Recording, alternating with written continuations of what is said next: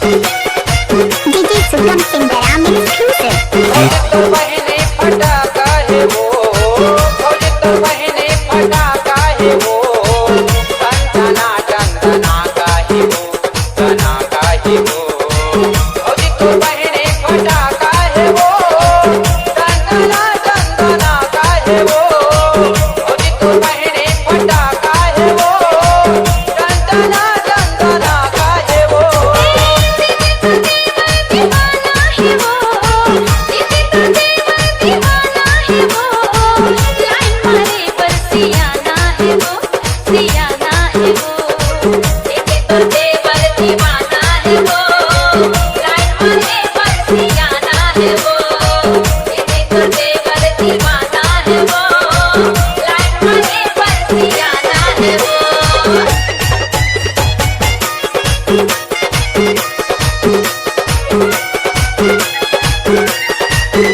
DJ Sugam Singh आगे आगे आगे रानी तोरे जवानी, मैं तो दिल के राजा तैमूर दिल के रानी, मैं तो दिल के राजा तैमूर दिल के रानी।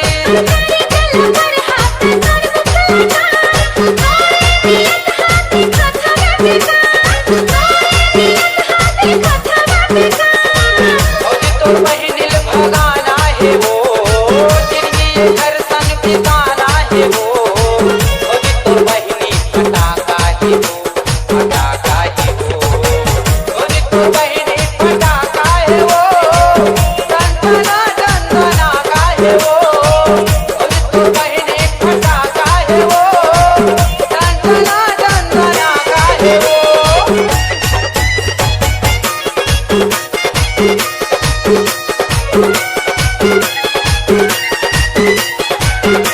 DJ Sugam Singh मन मंदिर में मौला बसा ले, मोर दिल के तार मोर दिल में लगा ले, मोर दिल के तार मोर दिल में लगा ले।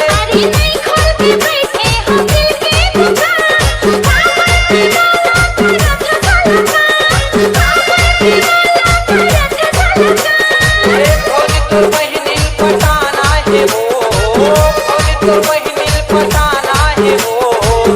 उड़िया ये लाल ले जाना है वो, ले जाना है वो। तो बहनी पटाना है वो, टना टना का है वो। तो बहनी पटाका है वो, टना टना का है वो।